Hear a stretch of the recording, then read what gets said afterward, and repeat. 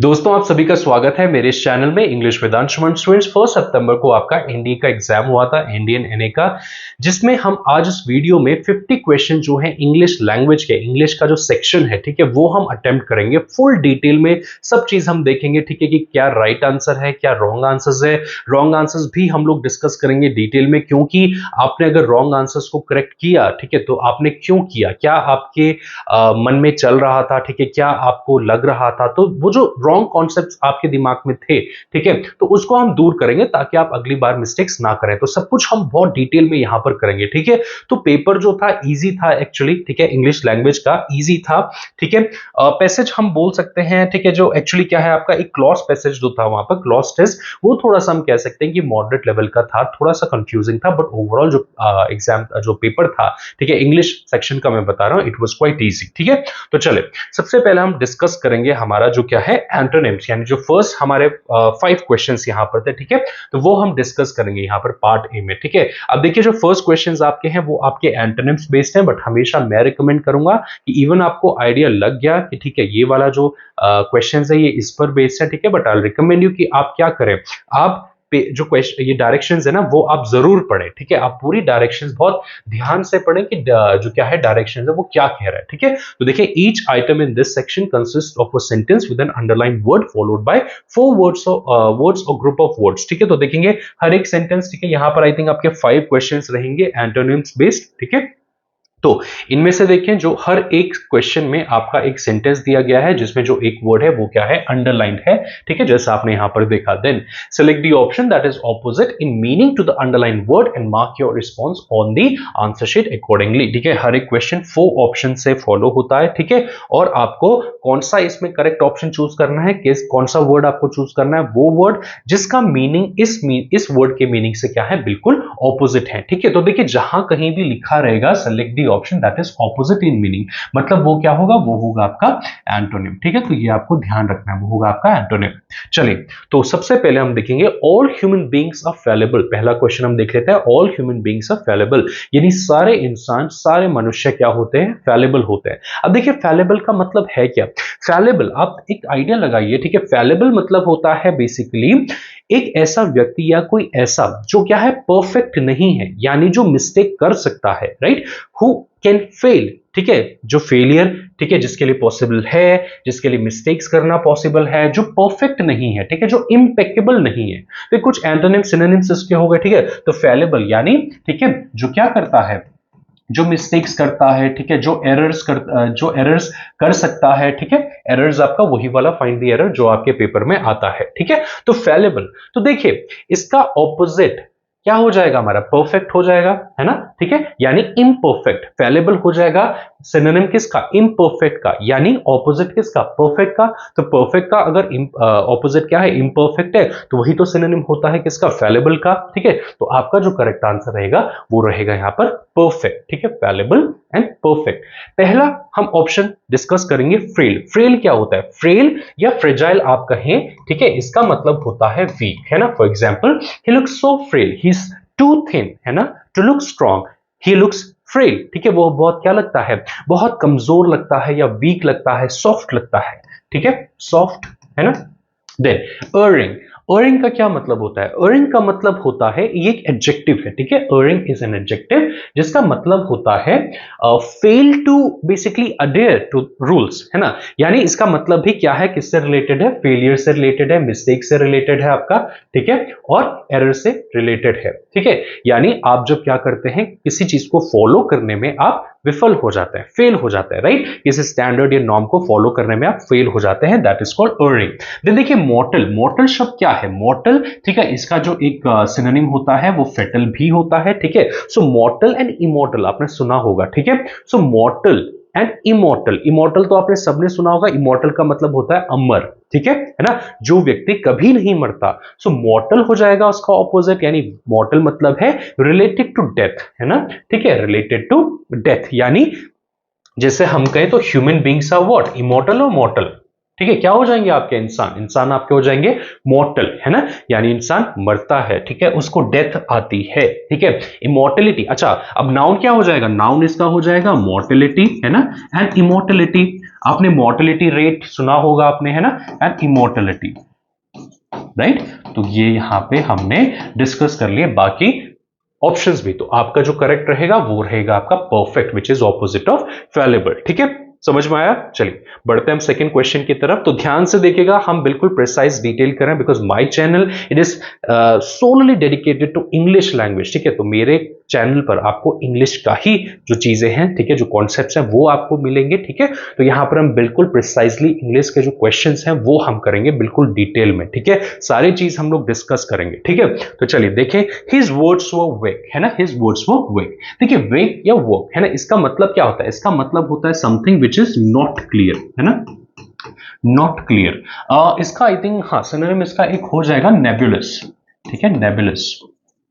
ठीक है, यानी जो चीज क्या है, मतलब फॉगी टाइप, है ना, जो क्या है, फॉगी, यानी जैसे कोहरा होता है ना, राइट। तो वेक का मतलब होता है विच इज नॉट क्लियर, है ना, धुंधला सा, या लैक ऑफ इंफॉर्मेशन, ठीक है, या लैक ऑफ क्लियर आइडिया। ठीक है, तो वो होता है वेक। तो यानी नेबुलस उसका एक सिनोनिम हो गया, फॉगियस का एक सिनोनिम हो गया। तो देखें, अब हम ढूंढेंगे इसका ऑपोजिट, है ना। तो देखिए इसका ऑपोजिट आइडेंटिकल, अगर आप सबसे पहले देखिए, आइडेंटिकल का मतलब होता है सिमिलर, यानी आइडेंटिटी मैच कर दी है ना। तो आइडेंटिकल, सिमिलर, तो सिमिलैरिटी के बारे में तो हम यहां पर कुछ बात कर नहीं रहे, तो ये गलत आपका हो जाएगा।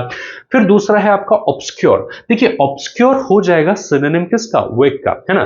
देखिए ऑब्सक्योर का मतलब क्या होता है? ऑब्सक्योर का मतलब होता है छुपा हुआ, हिडन, या हम कहें जो उतना ज्यादा प्रचलित नहीं है, ठीक है, जो स्ट्रेंज है, या नॉट नोन, है ना, जिसे हम जानते नहीं है। ठीक है, नॉट नोन या स्ट्रेंज, राइट, नॉट नोन या फिर स्ट्रेंज। ठीक है, इसका क्या मतलब हो जाएगा, ठीक है, ऑब्सक्योर का। जैसे मैं कह सकता हूं कि the obscure house in the midst of the forest. ठीक है, the obscure house in the midst of the forest, यानी कि ऐसा घर जो, ठीक है, छुपा हुआ है या जो उतना क्लियर नहीं है। ठीक है, अब देखिए प्रिसाइज एंड इम्परसेप्टिबल। इम्परसेप्टिबल का क्या मतलब होता है? परसेप्टिबल। देखिए जब रूट वर्ड्स में आपको सिखाता हूं, ठीक है, तो रूट वर्ड्स में हम क्या देखते हैं, ठीक है, देखिए इसके पीछे प्रीफिक्स लगा है इम, है ना, जो उसको ऑपोजिट बनाता है, जैसे बैलेंस एंड इम्बैलेंस। ठीक है ना, पॉसिबल, इम्पॉसिबल। तो वैसे ही यहां पर देखिए परसेप्टिबल का ऑपोजिट हो गया इम्परसेप्टिबल, है ना। और परसेप्टिबल बना है किससे? परसेप्ट से, है ना, बेसिकली परसेप्शन। सो परसेप्ट, ये जो यहां पर आपका क्या है, एक रूट वर्ड हो गया ना, इसका मतलब है टच से, टच से रिलेटेड या सेंस से रिलेटेड, समझने से रिलेटेड, है ना, परसीव करने से रिलेटेड, परसेप्शन से। सो परसेप्टिबल यानी आप जिसे क्या कर सके, जिसे आप परसीव कर सके, आप देख सकें, उसके बारे में आप सोच सकें, उसको छू सकें, है ना, दैट इज व्हाट परसेप्टिबल। तो इम्परसेप्टिबल क्या हो जाएगा? Something that can not be seen, right, can not be seen और कैन नॉट बी परसीव्ड। ठीक है, जिसे आप परसीव नहीं कर सकते हैं। तो इसका करेक्ट अब क्या हो जाएगा? प्रिसाइज, है ना। प्रिसाइज का मतलब होता है डिटेल्ड, राइट, प्रिसाइज का मतलब होता है डिटेल्ड, जिसे आप देख सकते हैं, which is clear and which is detailed. ठीक है, प्रिसाइज, है ना। He spoke so precisely, right? या his answers are precise, यानी बहुत डिटेल में होते हैं, संक्षिप्त में होते हैं, मतलब कंसाइज एक फॉर्म में होते हैं। ठीक है, ऑलराइट, यानी detail as much as clear. So इसका ऑपोजिट क्या हो जाएगा वेक का? प्रिसाइज यहां पर। ठीक है, चलिए नेक्स्ट क्वेश्चन पे बढ़ेंगे हम लोग। थर्ड वाला देखिए, she perform all her duties conscientiously. Conscientiously, conscience, है ना, कॉन्शियंस। ठीक है, देखिए कोई भी जो एक वर्ड है ना वो बिल्कुल स्ट्रेंज नहीं होता है। अगर आप थोड़ा सा अगर दिमाग लगाए ना वो कैप्स में, ठीक है, रिलेट करके अगर आप देखें ना, तो बड़ी आराम से आप क्या कर देंगे, इसका मतलब आप फाइंड आउट करने की कोशिश आप कर देंगे, विल बी सक्सेसफुल। देखिए इसमें बस क्या लग गया आपका, एल वाई यहां पर लग गया, ठीक है, और ये एक बन गया क्या, एडवर्ब यहां पर बन गया। सो कॉन्शियसली, कॉन्शियसली का मतलब होता है क्या, बेसिकली इसके जो सिनोनिम्स हो गए ना, इसके सिनोनिम्स आपके हो जाएंगे जैसे डिलीजेंटली, सॉरी डिलीजेंटली, है ना, और इंडस्ट्रियसली, है ना, इंडस्ट्रियसली, है ना, ठीक है, इंडस्ट्रियसली, और प्रूडेंटली, ऐसे ऐसे इसके क्या हो जाएंगे, सिनोनिम्स हमारे पास हो जाएंगे। सो कॉन्शियसली का मतलब क्या है? कॉन्शियसली का मतलब बेसिकली क्या है कि जो अपनी ड्यूटीज है ना वो कैसे परफॉर्म करना, वो परफॉर्म करना एक बहुत प्रूडेंट मैनर में, यानी बहुत ध्यान के साथ, फुल कॉन्शियस के साथ, कॉन्शियस होकर के, यानी ध्यान पूर्वकता से, है ना। ठीक है, तो she perform all her duties consciously. ठीक है, then you have the word then assiduously, ठीक है। assiduously का क्या मतलब हो जाएगा? assiduously का यहां पर मतलब हो जाएगा विद फुल केयर, है ना, ठीक है। प्रूडेंटली यहां पर इसका मतलब हो जाएगा, ठीक है, assiduously का। और फिर आपका है केयरलेसली, तो यही आपका ऑपोजिट लगता है, केयरलेसली यानी बिना केयर के। प्रूडेंट का मतलब होता है being careful about future consequences, यानी फ्यूचर में क्या होने वाला है उसको, उसका क्या रिजल्ट्स हो सकते हैं, क्या कॉन्सिक्वेंस होते हैं, उसको ध्यान में रख करके करना, है ना। For example he spend his money prudently, है ना, यानी सोच समझ करके वो अपने पैसे खर्च करता है, ठीक है। वाइल इसका ऑपोजिट हम कह देंगे कि ही स्पेंड हिज मनी, ठीक है, केयरलेसली या रेकलेसली, है ना, ठीक है। तो केयरलेसली इसका क्या हो जाएगा, यहां पर ऑपोजिट हो जाएगा कॉन्शियसली का, ठीक है। लेकिन फिर हम क्या करेंगे, जो हमारे जो बाकी के दो ऑप्शंस हैं ये हम देखेंगे। देखिए पेनस्टेकिंगली, है ना, पेनस्टेकिंगली। अब कंफ्यूज मत होना कि देखिए इतना लंबा सा वर्ड है, ठीक है, इसको आप देखो, इसको अगेन मैं कह रहा हूं ना कि जो वोकैबुलरी है वो एकदम स्ट्रेंज नहीं होती है, ठीक है, उसको आप देखो, दिमाग लगाओ, it is a kind of a science. जब आप रूट वर्ड सफिक्स प्रीफिक्स पढ़ते हो ना, तो एक काइंड ऑफ अ केमिस्ट्री जैसे होती है ना, कि किस किस चीज से मिलकर के वो बना है, ठीक है। तो वैसे ही देखिए यहां पर आपका पेन शब्द आ गया, ठीक है, फिर यहां पर आपका स्टेक आ गया, है ना, और उसके बाद एलवाई यहां पर लग गया, एक एडवर्ब हमने बना दिया।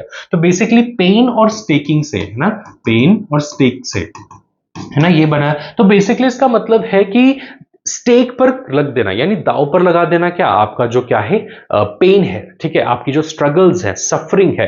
तो बेसिकली इसका मतलब भी क्या हो गया, कॉन्शियसली हो गया, यानी आप जो कार्य कर रहे हैं वो आप कैसे कर रहे हैं, वो आप पूरी मेहनत के साथ आप कर रहे हैं, ठीक है ना, पूरा आप अपना जो हार्ड वर्क है वो आप लगा रहे हैं। स्क्रूपलसली का भी मतलब क्या होता है, स्क्रूपलसली का भी मतलब होता है क्या, इसका मतलब भी होता है क्या, जो क्या है डिलीजेंटली, है ना, या विथ फुल केयर, ठीक है, केयर, ठीक है। ऑपोजिट इसका क्या हो जाएगा, अनस्क्रूपलसली, ठीक है, यहां पर अन लगा देंगे, अनस्क्रूपलसली, ठीक है, अनस्क्रूपलसली। तो ये आंसर हो गया आपका क्या यहां पर, ठीक है, हो गया आपका केयरलेसली। फिर अब हम फोर्थ देखेंगे, These risks are incidental to the work of a firefighter। देखिए इंसिडेंटल शब्द आपका आया है इंसिडेंट से, इंसिडेंट यानी जब कुछ घटना घटित होती है, ठीक है, जब कोई घटना घटती है, तो वहां से आपका एडजेक्टिव बन गया एल लगा करके, क्या है, ठीक है, एक एडजेक्टिव हो गया इंसिडेंटल। अब देखिए एसेंशियल, एसेंशियल का क्या मतलब है, एसेंशियल का मतलब होता है समथिंग विच इज इंपॉर्टेंट, है ना, ठीक है, विच इज वैल्यूएबल, ठीक है, या विच इज नेसेसरी, ठीक है। अब यहां पर सब्सिडरी, सब्सिडरी का क्या मतलब होता है, सब्सिडरी का मतलब होता है it is related to something which is not that important, है ना, तो यहां पर इसका हो जाता है लैक ऑफ इंपॉर्टेंस,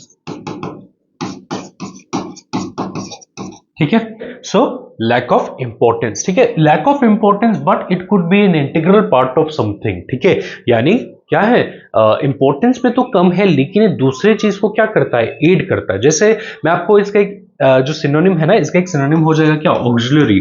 आपके ग्रामर में ऑक्सिलरी वर्ब हम लोग पढ़ते हैं, तो ऑक्सिलरी वर्ब देखो अगर हम पर्टिकुलरली देखें, है ना, जैसे आपका इज एम आ रहा है उतने इंपॉर्टेंट नहीं होते, लेकिन पूरे जो एक सब सेंटेंस है या जो मेन वर्ब है आपका, उसको कितना ज्यादा वो क्या करते हैं, हेल्प करते हैं, एड करते हैं ना, उनके बिना काम भी नहीं चल सकता, right. So this is subsidiary.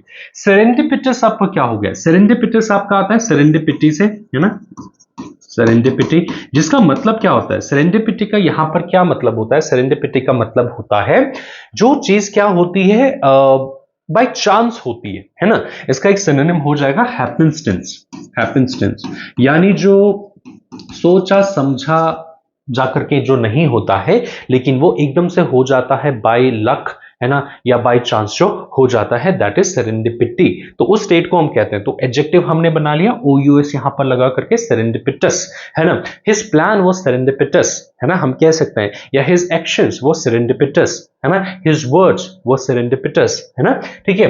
अब देखिए ठीक है, अब आपका एक वर्ड हो गया यहां पर एडवेंटिशियस। तो एडवेंट ये आपका किससे आता है, एडवेंट से, है ना, एडवेंट तो बेसिकली इसका मतलब क्या हो गया, जो सबका ऑपोजिट है, यानी कोई एक ऐसा चीज जो बेसिकली क्या है, which comes out of a, है ना, रिजल्ट ऑफ समथिंग। तो यानी जो क्या है एकदम से नहीं आया, लेकिन जैसे आपका इंसिडेंट है ना, या कोई घटना थी जो घटी थी, है ना, नॉट बाय नो चांस, लेकिन जो हुआ था किसी रिजल्ट के, as a result, as an outcome of something, ठीक है, तो वो आपका हो गया क्या, एडवेंटिशियस, ठीक है। तो यहां पर आपका जो इसका ऑपोजिट हो जाएगा कि इसका इंसिडेंटल का, वो हो जाएगा आपका क्या, ठीक है, एडवेंटिशियस। एडवेंटिशियस यानी, ठीक है, जो क्या आ रहा है ना, एक किसी चीज के थ्रू जो आता है, वाइल इंसिडेंटल आपका क्या हो गया, ठीक है, जो हो जाता है अचानक से, ठीक है, या जो घटित हो जाता है, ठीक है। अब हम देखेंगे नेक्स्ट वाला यहां पर, she has always been disdainful of poor people, ठीक है। डिसडेनफुल आपका आता है किससे, डिसडेन से। तो डिसडेन का बेसिकली मतलब होता है मॉकरी टाइप, है ना, मॉकरी या स्कॉर्न, है ना, स्कॉर्न बेसिकली नीचा दिखाना किसी को, मॉक करना किसी को, ठीक है। तो इनके आगे हमने क्या लगा लिया, एफ्यूएल लगा लिया, ठीक है, एक सफिक्स लगा लिया, तो ये एडजेक्टिव बन गए। सिमिलरली हम यहां पर भी एफ्यूएल लगा सकते हैं, तो ये बन गया स्कॉर्नफुल, वो बन गया डिसडेनफुल। तो डिसडेनफुल एंड स्कॉर्नफुल यानी बिल्कुल इंफीरियरिटी से भरा हुआ एक एटीट्यूड, ठीक है, या एक लुक। जैसे मैं कहूं, he looked at him with a disdainful attitude, या he looked at him with disdainful eyes, है ना, यानी बिल्कुल नीचा जैसा उसे समझा, ठीक है। तो देखो, डेरिसिव इट कम्स फ्रॉम व्हाट, डेरिजन, ठीक है, ये आपका आता है डेरिजन। देखो इतना आपको कोई नहीं बताएगा, बाकी लोग, ठीक है, क्योंकि हम लोग यहां पर सिर्फ इंग्लिश को ही फोकस कर रहे हैं, तो मैं आपको, ठीक है, जो एक्चुअल जो वोकैबुलरी है, ठीक है, वोकैबुलरी के जो रूट वर्ड्स हैं, ठीक है, सफिक्स प्रीफिक्स, उसके जो बाकी के सिनोनिम्स हैं, कौन से, कैसे वो एडजेक्टिव बना, कैसे एडवर्ब बना, तो वो सारा हम यहां पर डिस्कस कर रहे हैं, ठीक है। ओके, सो डेरिसिव, डेरिजन से आता है, डेरिजन का बेसिकली मतलब होता है कि अगेन मॉकरी, ठीक है, या हेट करना, सेल्फ डेरिजन नाम करके, ठीक है, एक देखिए एक वोकैबुलरी होती है सेल्फ डेरिजन। सो सेल्फ डेरिजन क्या होता है, सेल्फ डेरिजन होता है खुद से नफरत करना, ठीक है, खुद को नीचा दिखाना, या खुद से मतलब बेसिकली खुद को इंफीरियर फील करना, ठीक है, खुद से नफरत करना। सो डेरिसिव इज दैट, है ना, डेरिसिव आपका एडजेक्टिव बन जाएगा। देन सुपरसिलिस, सुपरसिलिस मतलब होता है फुल ऑफ कंसीट, है ना, यानी घमंडी टाइप का, ठीक है, घमंडी टाइप का, है ना। सो कंसीट जिसमें बहुत प्राउड है, कंसीट है, ठीक है, दैट इज सुपरसिलिस। और फिर आपका हो गया इंसोलेंट, ठीक है, इंसोलेंट, इंसोलेंट का आपका मतलब क्या हो गया, ठीक है, इंसोलेंट एक आपका हो गया इसका इम्प्यूडेंट, है ना, जो सिनोनिम आपका होगा इम्प्यूडेंट। तो बेसिकली इसका मतलब है क्या, अगेन जैसे डिसडेनफुल का है, ठीक है, इंसोलेंट का मतलब होता है डिसरिगार्ड करना, ठीक है, यानी रिस्पेक्ट नहीं करना, डिसरिस्पेक्ट करना, डिसरिगार्ड, ठीक है, और डिसरिस्पेक्ट, ओके, है ना, इम्प्यूडेंस, राइट, है ना, इम्प्यूडेंट हो जाएगा क्या, एडजेक्टिव, राइट। तो ये है। अब देखो इसको आप ना इंडोलेंट से कंफ्यूज मत करना, आपका एक वोकैब होती है इंडोलेंट, इंडोलेंट आता है इंडोलेंस से, है ना, इंडोलेंट होता है लेजी, है ना, राइट, लेजी, है ना, लेथार्जिक, स्लोथफुल, तो वो इंडोलेंट है। इंसोलेंट और इंडोलेंट में आप कंफ्यूज मत होना। फिर लास्ट में आपका बचा रेवरेंशियल, अच्छा सॉरी क्या हो रहा है, हाँ, तो लास्ट में बचा आपका क्या, रेवरेंशियल। सो ये आता है आपका किससे, रेवरेंस से, है ना, रेवरेंस से, रेवरेंस, रिवर करना, ठीक है, वर्ब आता है क्या, revere, basically to revere someone, reverence noun आपका हो गया। सो रेवरेंस, रेवरेंस का क्या यानी रिस्पेक्ट, है ना, ठीक है, किसी को रिवर करना मतलब उसको रिस्पेक्ट करना, ठीक है। सो रेवरेंशियल, ठीक है, यहां पर देखिए रेवरेंशियल, एल यहां पर लग गया, हमने बना दिया, इसको मॉडिफाई कर दिया, एक एडजेक्टिव हमने बना दिया, यानी किसी को रिस्पेक्ट करना, ठीक है, अगर कोई रिस्पेक्ट करने योग्य है, कोई रिस्पेक्ट करने लायक है, तो हम उसे क्या कहते हैं, हम उसको बोलते हैं रेवरेंशियल, ठीक है, हिज पर्सनैलिटी, ठीक है, इज रेवरेंशियल, ठीक है, many students river him, right, because of his reverential personality. Okay, चलिए आगे हम बढ़ेंगे। अब हम आगे बढ़ते हैं, ठीक है, तो आगे देखिए अब यहां पर रहा आपका क्या, क्लॉज टेस्ट यहां पर अब आपका रहा, ठीक है, देखिए क्या रहा आपका, क्लॉज टेस्ट यहां पर रहा, ठीक है, तो ध्यान से देखेंगे। ओके, तो डायरेक्शंस एक बार हमेशा पढ़ें, बार बार कहता हूं, ठीक है। In this section there is a passage that has some blank spaces each with 4 words और group of words. Select whichever word or group of words you consider the most appropriate for the blank space and indicate your response on the answer sheet accordingly, ठीक है। सो ये आपका कहलाता है clause test, ठीक है, तो बेसिकली ये आपका जैसे आपके फिलर क्लॉज पैसेज या क्लॉज टेस्ट जिसे कहें, ठीक है, तो आपके जैसे क्या होता है, फिलर्स होते हैं ना, तो वैसे ही ये होता है, लेकिन यहां पर आपका पूरा पैसेज आपको दिया जाता है, आपको पता है, ठीक है। तो चले पढ़े, most of our food comes from agriculture so we tend to believe that it is. देखिए हमारा जो ज्यादातर फूड है, खाना है, वो कहां से आता है? वो आता है एग्रीकल्चर से, ठीक है। तो हम ऐसा मान लेते हैं, we tend to believe. Tend का क्या मतलब होता है कि आप इंक्लाइंड होते हैं मानने के लिए, आप मान लेते हैं, आपका झुकाव है उस प्रति, है ना। तो वी टेंड टू बिलीव, हम ऐसा विश्वास करते हैं, ऐसा मान लेते हैं कि it is of natural biota, ठीक है। What is biota here? Biota आपका क्या होता है? बायोटा आपका होता है जैसे जो आपके प्लांट्स हैं, एनिमल्स हैं ना, वो जिस उनका बेसिकली इकोसिस्टम, ठीक है, वो जो रहते हैं, ठीक है, वो जो अपना बेसिकली उनका जो एक लाइफ है, ठीक है, वो जिस इकोसिस्टम में रह रहे हैं, ठीक है, so that is what, that is biota. तो यहां पर देखें, अब सबसे पहले अगर आप देखें ना, अगर हम देखें मैच करके भी, ठीक है, आगे एक प्रपोजिशन लगाया ऑफ, है ना, तो क्या डिपेंड के साथ यहां पर ऑफ आ सकता है? नहीं। डिपेंड के साथ हम यूजुअली क्या लगा लेते हैं? ऑन। अगर कोई चीज किसी पर डिपेंडेंट रहती है तो हम उसे कहते हैं डिपेंडेंट ऑन, ठीक है। देन रेलेवेंट के साथ भी देखो ऑन हम नहीं लगाते, हम यूजुअली लगाते हैं रेलेवेंट टू, है ना, right. This answer is not relevant to this question for example, है ना। फिर कॉन्सिक्वेंट के साथ, कॉन्सिक्वेंट से आता है आपका कॉन्सिक्वेंट, है ना, कि देखो ये इसका रिजल्ट रहा। सो कॉन्सिक्वेंट के साथ यूजुअली हम, ठीक है, टू हम लगा लेते हैं कि भाई ये इसका कॉन्सिक्वेंट है, ठीक है। सो यहां पर आपका जो बचेगा ना वो होगा independent, independent of natural biota. तो शायद हम ये कहने की कोशिश कर रहे हैं कि जो आपका एग्रीकल्चर है, ज्यादातर फूड वहां से आता है, ठीक है, तो हम ये विश्वास कर लेते हैं कि वो नेचुरल बायोटा से इंडिपेंडेंट है। मतलब जैसे जो क्या है, जो अगर आप बायोटा देखिए, व्हाट इज बायोटा, तो यहाँ पर बैक्टीरिया वगैरह ना, ये सब भी यहाँ पर होता है। जैसे बैक्टीरिया आपका है, फंगस है, जो पूरा एक इकोसिस्टम है बेसिकली। तो वहां से जो क्या है, कुछ एलिमेंट्स है, वहां का जो क्या है, कुछ जो चीजें हैं ना, वो उसमें एग्रीकल्चर जो फूड है उसमें इंकॉर्पोरेट नहीं करते हैं, तो इंडिपेंडेंट है उससे, यानी फ्री है, ठीक है। देन तो आंसर यहां पर independent. Then this is not true, तो ये सच नहीं है इन नेचर, ठीक है। प्लांट्स एंड एनिमल्स, देखिए दो नाउन्स यहां पर आपके पास दे दिए, दो सब्जेक्ट्स आपके पास है, प्लांट्स एंड एनिमल्स, ठीक है। So rather than using a single article the plants and animals, ठीक है, हम यहां पर बोथ का इस्तेमाल कर सकते हैं। बोथ यानी जो दो लोग के लिए यूज होता है, ठीक है। देखिए सम क्या हो गया, सम एक डिटर्मिनर हो गया, सम प्लांट्स एंड एनिमल्स। यहां पर हम कुछ प्लांट्स और कुछ एनिमल्स के बारे में नहीं बात कर रहे हैं ना, कि सम प्लांट्स एंड एनिमल्स। अगर आगे पढ़ेंगे तो यहां पर बात हो रही है किसकी, कि नेचुरल सिलेक्शन की, जो हम थ्योरी ऑफ इवोल्यूशन में भी हम पढ़ते हैं, है ना, ठीक है। तो यहां पर कुछ सम यानी कुछ प्लांट्स और एनिमल्स के बारे में बात नहीं हो रही, यहां पे सारे प्लांट्स और एनिमल्स के बारे में बात हो रही है ना। तो क्या होगा, यहां पर आपका बोथ आएगा, है ना। बोथ का क्या मतलब है कि सारे प्लांट्स और सारे एनिमल्स, है ना। और यहां पर जो प्लांट्स और एनिमल्स है उनके बीच के बारे में भी बात नहीं हो रही, तो हम प्रपोजिशन जो अमंग है वो हम नहीं लगाएंगे। हम ये नहीं कह रहे कि प्लांट्स और एनिमल्स के बीच में, ठीक है, हम कह रहे हैं कि बोथ, ये जो दोनों है ना, दोनों मतलब ये जो दोनों यहां पर क्या है, नाउन्स है, ठीक है, यानी सारे प्लांट्स और सारे animals, both plants and animals, ठीक है। फिर उसके बाद आप देखेंगे to the rigours of to the rigours of natural selection, ठीक है। तो यहां पर क्या लिखा है, देखो plants and animals, both plants and animals.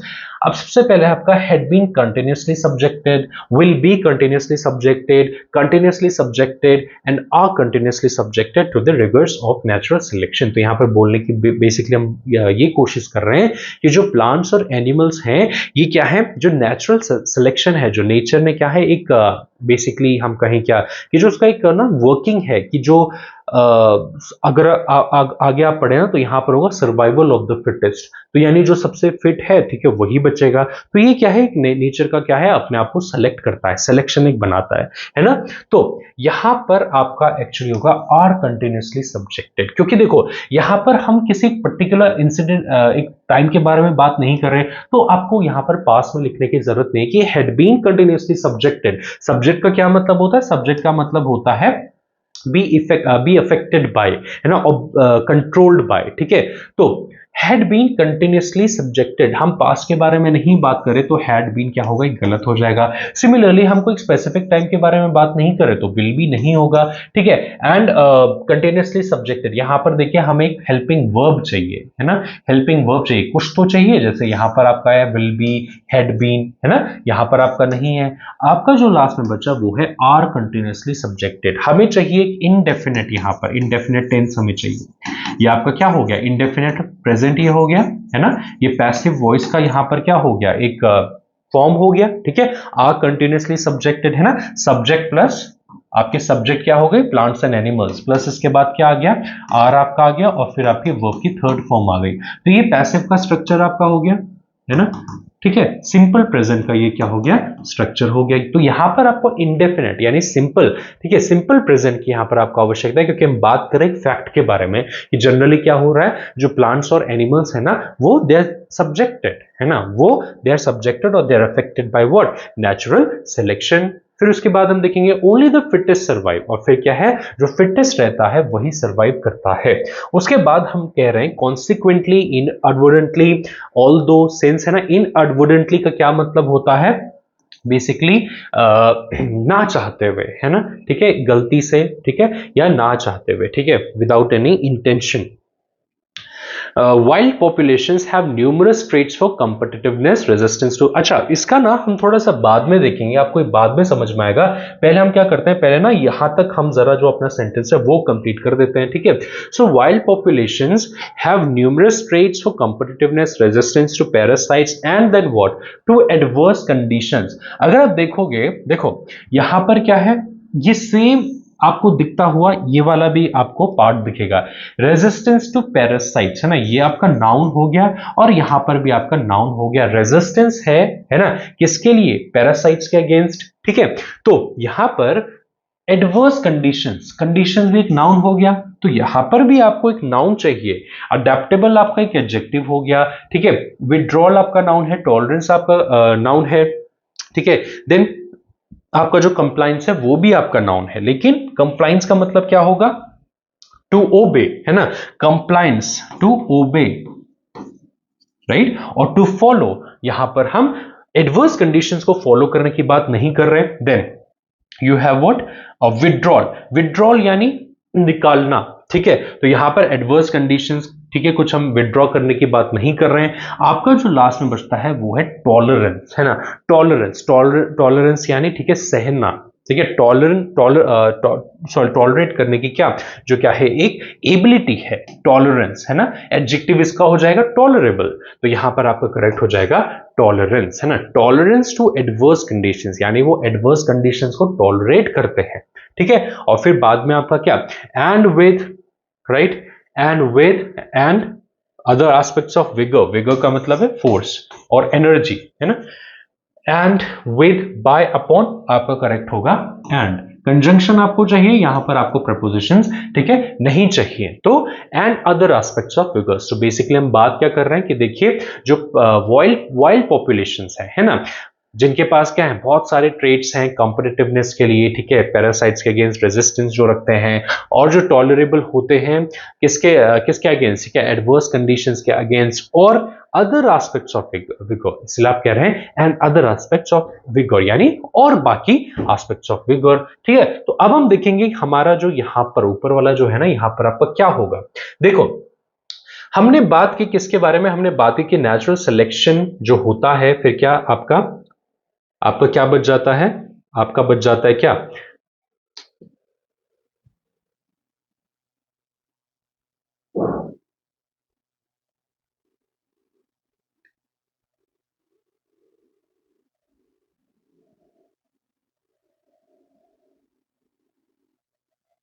फिर आपका क्या बच जाता है यहां पर, ठीक है। तो हम नेचुरल सिलेक्शन के बारे में यहां पर बात करें तो बात कर रहे थे कि फिटेस्ट, है ना, जो क्या है सबसे फिटेस्ट है वो बचेगा। तो यहां पर आपका होना चाहिए कॉन्सिक्वेंटली, है ना, कि कॉन्सिक्वेंटली यानी इसका कॉन्सिक्वेंस, इसका आउटकम क्या है, इसका आउटकम है कि जो वाइल्ड पॉपुलेशन है उनमें क्या है, काफी सारी ट्रेड्स होती हैं, है ना, कॉम्पिटिटिवनेस के लिए, रेजिस्टेंस के लिए, रेजिस्टेंस होता है, और क्या होता है, ठीक है, टॉलरेंस होता है एडवर्स कंडीशंस के लिए, और बहुत सारा क्या होता है अदर एस्पेक्ट्स ऑफ विगर होता है। अगर आप देखो इनएडवर्टेंटली का यहां पर तो आएगा ही नहीं कि ना चाहते हुए या विदाउट एनी इंटेंशन, ये बिल्कुल कुछ मतलब इसका नहीं बनेगा। देन ऑल्दो एंड सिंस, ठीक है, ये यहां पर एक ऐसे कंजंक्शंस होंगे जो क्या है यहां पर सबऑर्डिनेट कंजंक्शंस होंगे।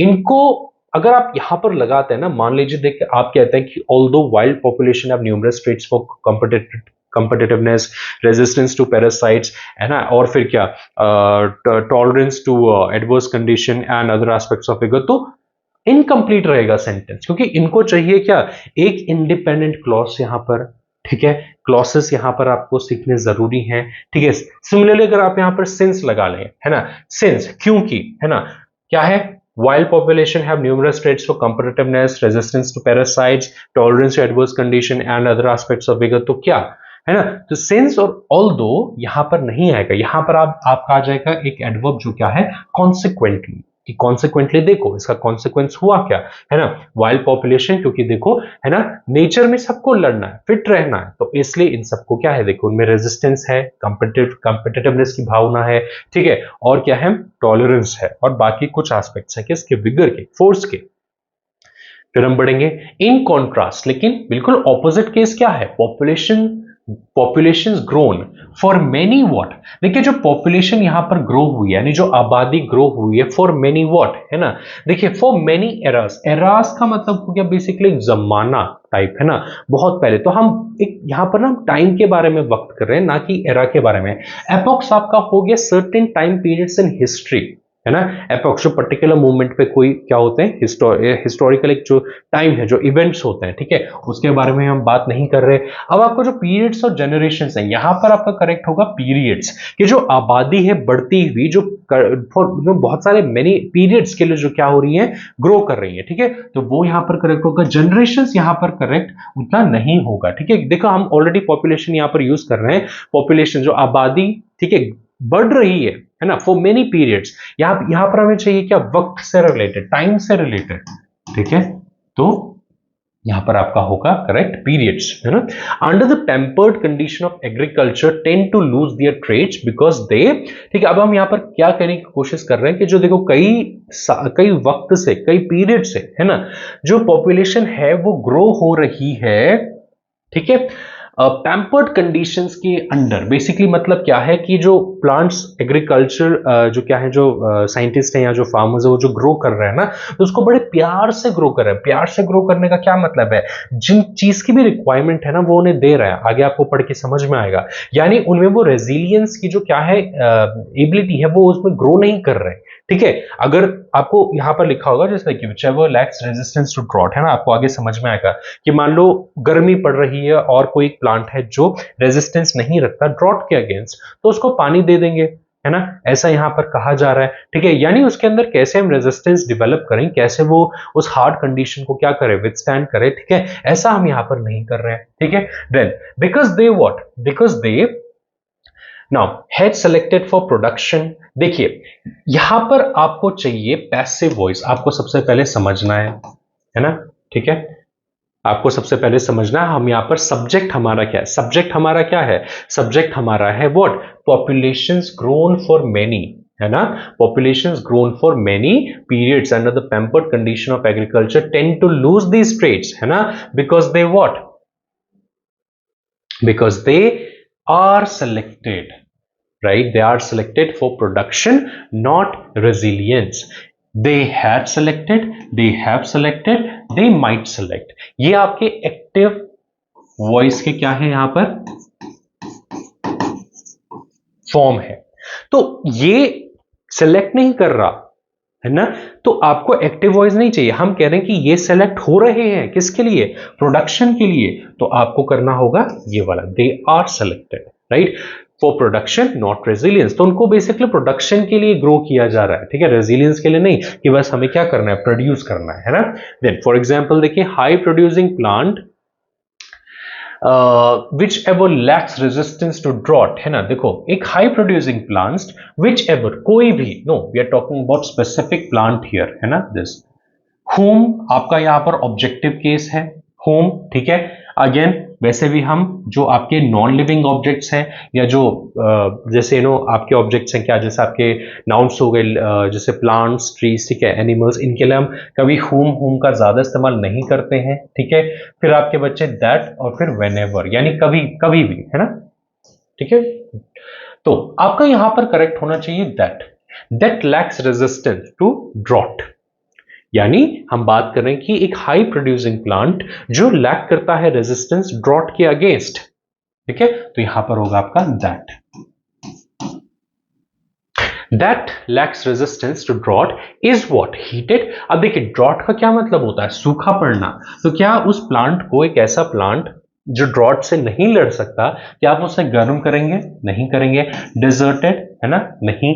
आपको ऑपोजिट क्या, इसका आपको एक ऐसा शब्द, एक ऐसा मीनिंग लेना है जो क्या है, इससे ऑपोजिट हो।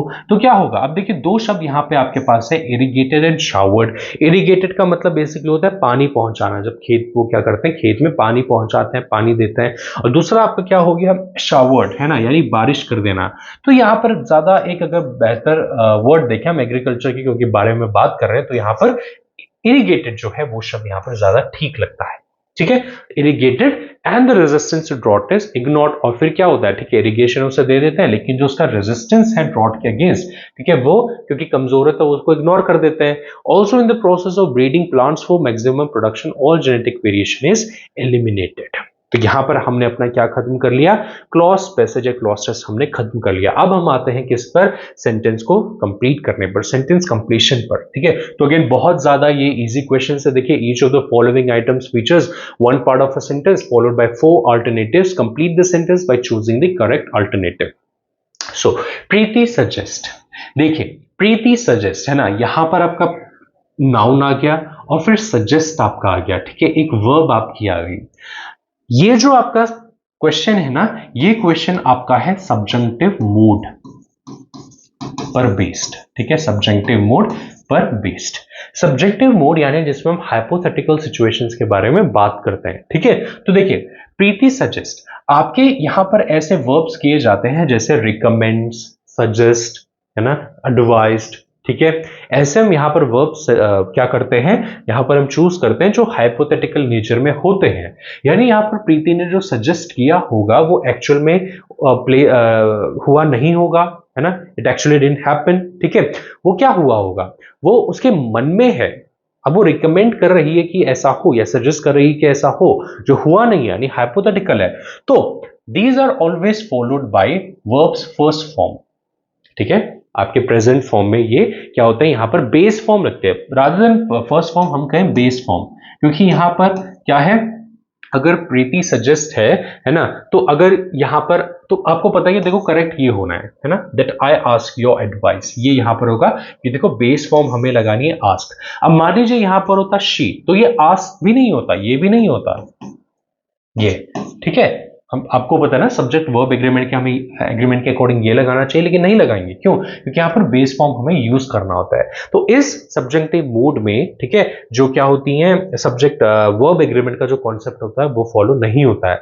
इसमें मैंने पूरी वीडियो बना रखी है, ठीक है, पूरी वीडियो आपको मिल जाएगी, ठीक है, मेरे वीडियो सेक्शन में जाकर के। तो if you want to watch that whole video, उसमें पूरा कॉन्सेप्ट आपका जो सब्जेक्टिव मूड से रिलेटेड है वो क्लियर हो जाएगा। So you can go and visit that video section, या तो मैं डिस्क्रिप्शन में, ठीक है, मैं क्या कर दूंगा, जो लिंक है वो पेस्ट कर दूंगा, ठीक है। तो शी यहां पर हो जाएगा, Preeti suggest that I ask your advice. Now that I ask to your advice, ask के साथ आप टू नहीं लगाते हैं प्रपोजिशन, क्योंकि आप किसी को पूछते ही हैं, ठीक है। जैसे टेल के साथ क्या करते हैं, डायरेक्ट इनडायरेक्ट में ना हम टू नहीं लगाते, ठीक है। तो वैसे ही हम आस्क के साथ हम टू नहीं लगाते, आप डायरेक्टली पूछ सकते हैं, ठीक है। जैसे यहां पर that I ask your advice, then that I had ask, यहां पर परफेक्ट बनाने की कोई जरूरत नहीं है। और यहां पर देखिए that I can have asked, यहां पर मॉडल वर्ब बिल्कुल क्या हो जाएगा, ग्रामेटिकली इनकरेक्ट हो जाएगा ना, एब्सर्ड सा बनेगा सेंटेंस। तो आपका जो करेक्ट होगा वो क्या होगा, 16th वाला यहां पर, सॉरी डी इसका जो ऑप्शन है, ठीक है। चलिए 17th क्वेश्चन देखिए, we saw the older of all monuments in the city. देखिए ओल्डर आपका एडजेक्टिव होता है, आपने देखा क्या, आपने देखा क्या, है ना, आपने क्या देखा, आपने ओल्डर देखा of all mountains in the city, और यहां पे we saw the old of all, again यहां पर आपने एडजेक्टिव देख लिया, है ना।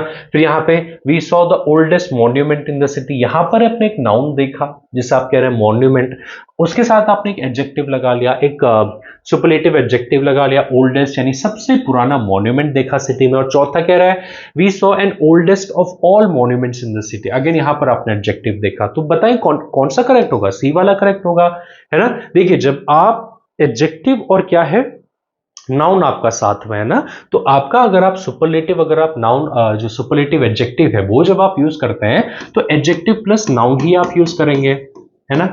आप ऐसा यानी एडजेक्टिव प्लस प्रपोजिशन ऑफ और प्लस क्या है नाउन, आप ये जो क्या है स्ट्रक्चर है ऐसा आप यूज नहीं करते, है ना। अगर आपको कहना है कि आपने ओल्डर माउंटेन देखा तो आप सिंपली कह सकते हैं कि वी सॉ, ठीक है, ओल्ड माउंटेन, है ना, ठीक है। कौन सा वाला ओल्डर माउंटेन, यहां पे कंपैरेटिव हो जाएगी, ठीक है। ओल्डर ऑफ ऑल माउंटेन्स या ओल्ड ऑफ ऑल माउंटेन्स ये इनकरेक्ट है, ऑफ आप नहीं लगाते हैं, ठीक है।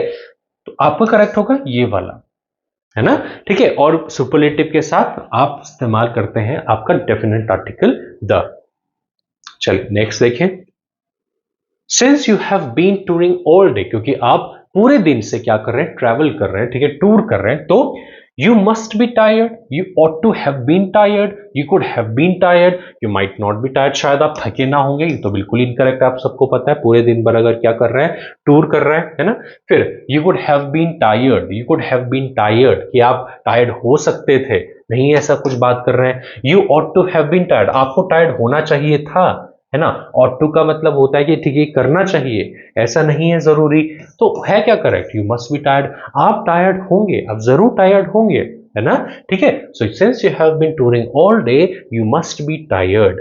नेक्स्ट हम देखें, his condition is serious, his condition is serious but what, उसके जो कंडीशन है वो सीरियस है, but it should be worse, वो और वर्स होनी चाहिए, क्या हम ऐसा कहना चाहते हैं, no, it ought to be worse, again ठीक है, वो वर्स होनी चाहिए, ठीक है, इट शुड बी। फिर डी आपका it had been going to be worse, है ना, कि वह वर्स हो रही थी, नो, हम कहेंगे इट कुड बी वर्स, लेकिन वो वर्स हो सकती है, यानी उनकी जो सीरियस उनकी जो कंडीशन है वो बुरी है, सीरियस है, लेकिन वो और बुरी हो सकती है ना, वो और बुरी हो सकती है, वर्स। 20th आप देखेंगे, I hope the bus come soon because, ठीक है, मैं चाहता हूं, ठीक है, मैं उम्मीद करता हूं कि जो बस है वो जल्द से आ जाए, क्यों, we waited for half an hour, क्योंकि हमने हाफ आवर वेट किया। क्या आप यहां पर सिंपल पास्ट लगाएंगे, देखो ये सब्जेक्ट प्लस वर्ब का सेकंड फॉर्म है ना, ये आपका हो गया सिंपल पास्ट, ठीक है। देखो वो बात कर रहा है प्रेजेंट में ना, कि आई होप, मैं उम्मीद कर रहा हूं कि जो बस है वो जल्दी आ जाए, बस कम सून, कि जो बस है वो आ जाए, क्यों, क्योंकि हमने वेट किया था पास्ट में, नो, सिंपल पास्ट हमें नहीं कहना है। We have been waiting for half an hour, हमें लगाना है क्या, प्रेजेंट इस्तेमाल करना है, और यहां पर हम यूज करेंगे क्या, present perfect continuous. Present perfect continuous हम कब यूज करते हैं, एक ऐसे एक्शन शो करने के लिए जो एक मूवमेंट पे स्टार्ट हुआ और जो कंटिन्यू चल रहा है, लेकिन वो पूरा कंटिन्यू नहीं हुआ, ठीक है, सॉरी, वो पूरा कंप्लीट नहीं हुआ, तो इसीलिए वो और कंटिन्यू होगा, ठीक है। तो यहां पर जो व्यक्ति है, ठीक है, वो बस का इंतजार कर रहा है अभी भी, तो बस का इंतजार करते हुए वो वहां पर वेट कर रहा था और आगे भी वो वेट करना जारी रखेगा जब तक बस ना आ जाए, राइट। तो यहां पर आप यूज करेंगे प्रेजेंट परफेक्ट कंटिन्यूअस टेंस, है ना।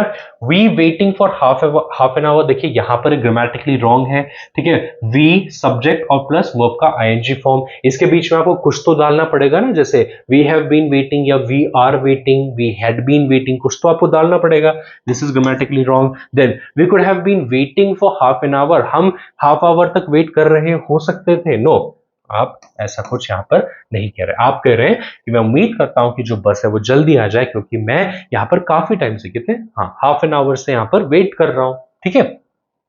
देखिए प्रेजेंट जो परफेक्ट कंटिन्यूअस है उसमें आपका टाइम भी आ जाता है आगे, है ना, राइट, ओके। चलिए नेक्स्ट हम करते हैं,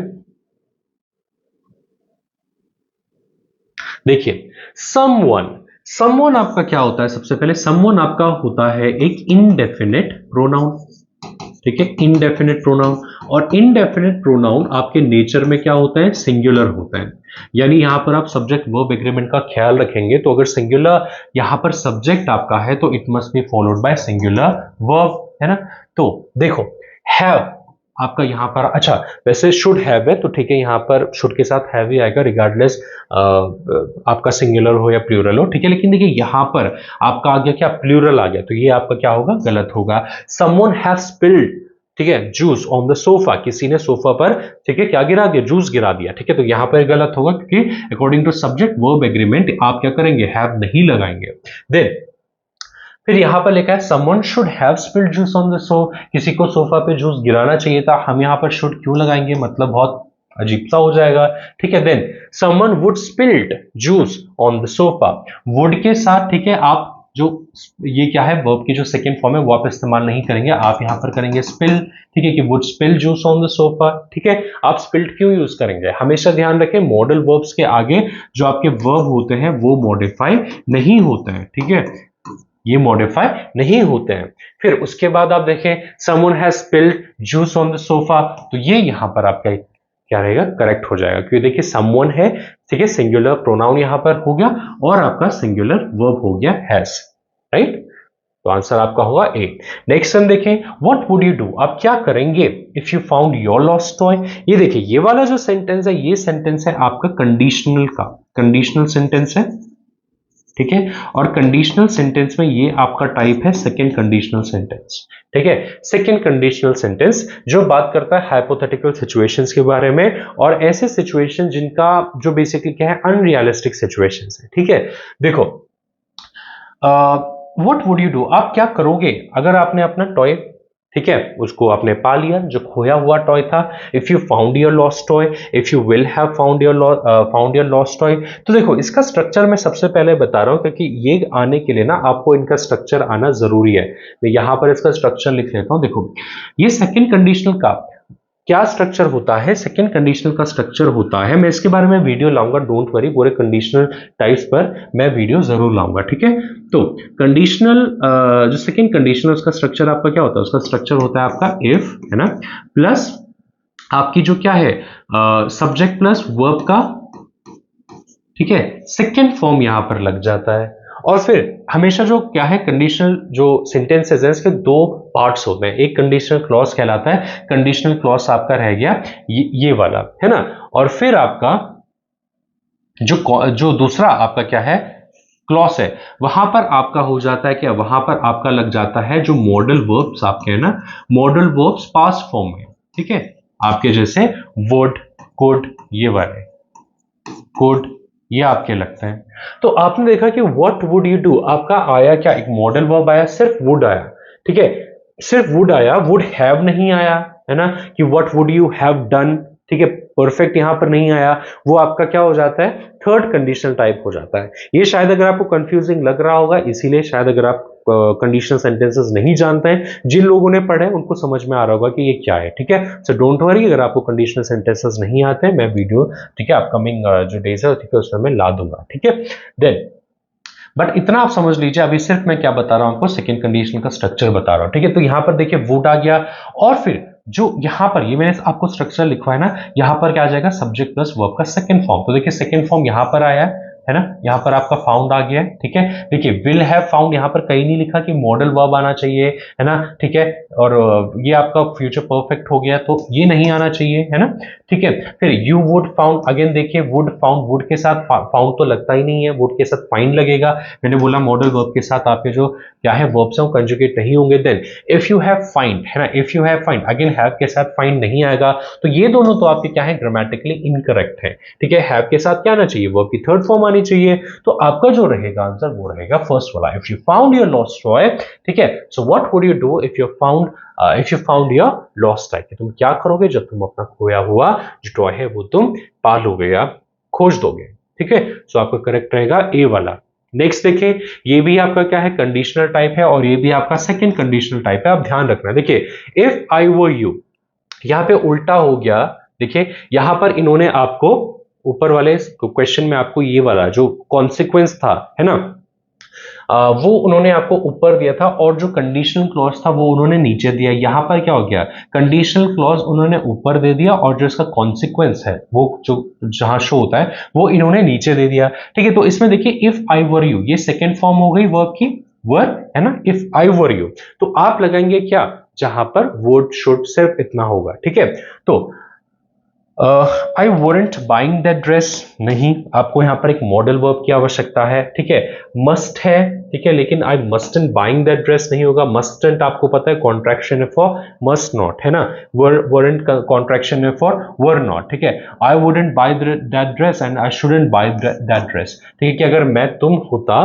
ठीक है, तो मुझे वो जो ड्रेस है वो नहीं खरीदनी चाहिए थी। नो, हम कह रहे हैं कि अगर मैं तुम होता, है ना, तो या मैं तुम्हारी जगह होता तो मैं वो ड्रेस नहीं खरीदता, है ना। हम फ्यूचर की यहां पर बारे में बात कर रहे हैं, ठीक है, कि मैं नहीं खरीदता।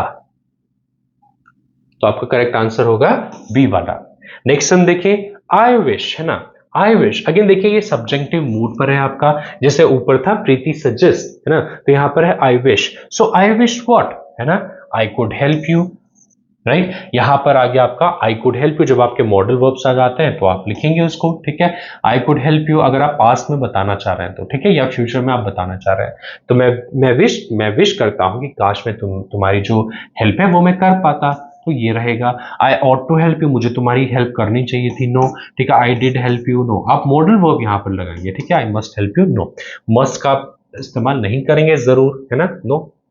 Then 25th आप देखें, the efforts of the security services have not been quite what, ठीक है, have not been quite up to the mark, है ना, up to the mark and up to the par, इससे जो एक relevant क्या है, एक दूसरा फ्रेज है, that is up to the par, यानी क्वालिटी को टच करके, that is what, up to the mark या अप टू द पार, है ना, क्वालिटी को टच करके या क्वालिटी से भी बेहतर। सो एफर्ट्स सिक्योरिटी सर्विसेज के उतने अच्छे नहीं हुए, they didn't touch that quality, है ना। अप टू द इनक्रेडिबिलिटी आप नहीं कहते हैं। अपटेक और अपटाइट का क्या मतलब होता है, अपटाइट का मतलब होता है एक ऐसा व्यक्ति जो टेंस, हु इज टेंस, ठीक है, जो एंजाइटी में आप रहते हैं ना, बिल्कुल जब एंजाइटी और, ठीक है, आपको स्ट्रेस रहता है तो बिल्कुल आपकी बॉडी टाइट सी रहती है, सो दैट इज अपटाइट, है ना, एक टेंस्ड व्यक्ति। देन अपटेक, अपटेक क्या होता है, अपटेक होता है आपका कोई भी पोर्शन जो आप खाते हैं, ठीक है, दैट इज अपटेक, कंज्यूम जो आप करते हैं, ठीक है। चलिए अब हम जाते हैं किस पर, ईडियम्स एंड फ्रेजेस पर, ठीक है। तो idioms and phrases, a white lie, एक सफेद झूठ। देखिए यहां पर अगर आप देखेंगे ना, लाई और व्हाइट ये दोनों बिल्कुल ऑपोजिट से शब्द है। व्हाइट जनरली इंडिकेशन किसका होता है, पॉजिटिविटी का, है ना, एक ऑक्सीमोरोन जैसा ही आपका क्या हो गया यहां पर फ्रेज हो गया, ठीक है, पॉजिटिव। और लाई जो होता है, लाई क्या होता है, नेगेटिव, नेगेटिविटी से भरा हुआ एक शब्द होता है। तो अ व्हाइट लाई यानी इसका जो सेंस होना चाहिए पॉजिटिव होना चाहिए, ठीक है, यानी एक ऐसा इसका मीनिंग होना चाहिए जो लाई की डेफिनेशन बदल दे। तो अगर आप देखेंगे आंसर देखिए, a lie that you tell to avoid hurting someone, एक ऐसा झूठ जो आप क्या करते हैं, ठीक है, जो आप बताते हैं दूसरों को, ठीक है, किसी को हर्ट करने को अवॉइड करने के लिए, ठीक है। यानी मान लीजिए, ठीक है, मतलब कुछ भी ऐसा होता है कि मैं अगर किसी को बचाने के लिए झूठ बोलता हूं, उसकी जान बचाने के लिए, then that can be called a white lie, फिर वो पाप नहीं माना जाता या वो गलत नहीं माना जाता, इस तरीके से, ठीक है। तो a lie that you tell to avoid hurting someone, ठीक है। बाकी आप ऑप्शंस देख सकते हैं, ये नहीं है, ठीक है, इनको आप सिंपली पढ़ सकते हैं, ठीक है। एंड इसमें समझाने जैसा कुछ है नहीं, ठीक है। An offensive way of describing something, किसी को डिस्क्राइब करने का क्या एक बुरा तरीका, ऑफेंड करने वाला तरीका, ठीक है, कुछ ऐसा करना जो बिल्कुल क्या है, इम्पॉसिबल है ना, एक ऐसा झूठ जो क्या है पूरी दुनिया में या हर जगह क्या है, सच है। बैड ब्लड, बुरा खून, है ना, बैड ब्लड, बैड ब्लड, है ना, देखो बैड ब्लड, ब्लड यानी रिलेशन, एक आप कह सकते हैं, आइडिया आप निकाल सकते हैं, बैड यानी बुरा। तो समझे, देखिए ईडियम्स की जो क्लासेस में लेता हूं तो मैं प्रैक्टिकलिटी ही बेसिस पर लेता हूं, ठीक है। आपको मैं प्रैक्टिकली समझाऊंगा कि भाई इसका मीनिंग क्यों है। ईडियम्स आपके अगेन आसमान से उतर के नहीं बने, ठीक है। ईडियम्स आपके जो बने, ईडियम्स एंड फ्रेजेस, उनका मतलब कुछ है, ओरिजिन है, ठीक है, उनके पीछे कोई लॉजिक है, वो ऐसे ही नहीं बने कुछ रैंडमली, है ना। तो ठीक है, तो यहां पर बैड ब्लड का क्या मतलब हो जाएगा, feelings of hatred between people, जब लोगों के बीच में क्या है, नफरत की भावनाएं होती हैं उसे हम कहते हैं बैड ब्लड। ठीक है, यहां पर ब्लड से, एक्सीडेंट से जैसा कुछ यहां पर संबंध नहीं है, सो डोंट गेट कंफ्यूज्ड। ठीक है,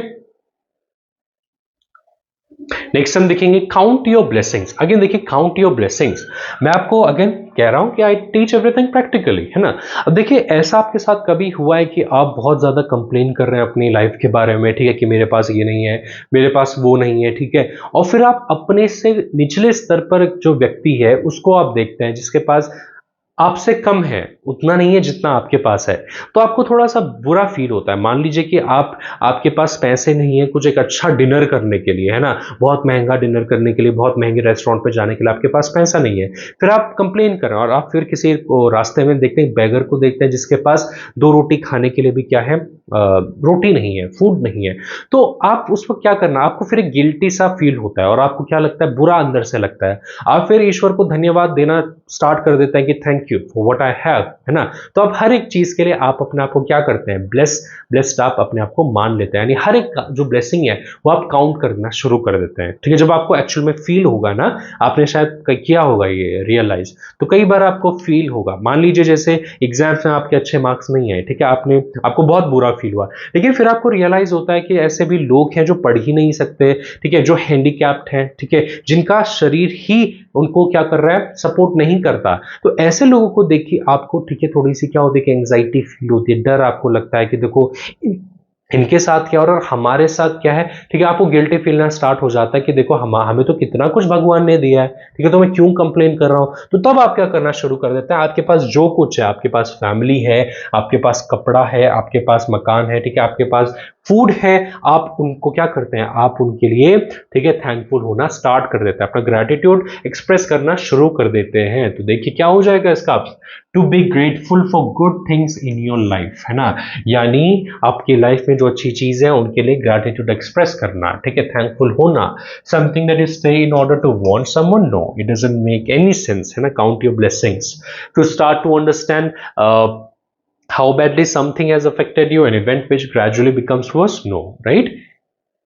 then have the last laugh. अब देखिए, हैव द लास्ट लाफ, इसका मैं मतलब पहले आपको बता देता हूं, मतलब इन द सेंस ऑफ कहां से आया है, बाद में आप खुद ऑप्शन करेक्ट कर लेना। तो देखो ये होता है ना इडियम्स ऑफ फ्रेसेस में, इसे समझना होता है कॉन्टेक्स्ट, ये कैसे आया होगा।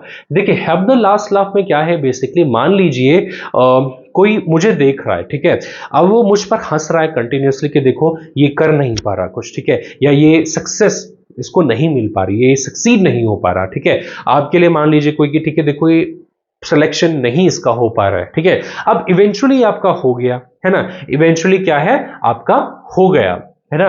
अब उन लोगों ने तो सोचा था क्या कि आपका सिलेक्शन नहीं होगा या आप वो चीज कर नहीं पाएंगे, आपको सक्सेस नहीं मिलेगी, तो बेसिकली क्या होगा, वो चुप हो जाएंगे, यानी एक तरीके से क्या है, उनके मुंह पे ताला लग जाएगा, मतलब उनकी वो जो लाफ होगी ना, वो लास्ट लाफ होगी, आखिरी हंसी होगी, यानी उसके बाद वो हंसेंगे नहीं, कब, जब आपको वो सक्सेस मिल जाएगी जो उन्होंने एक्सपेक्ट नहीं की थी।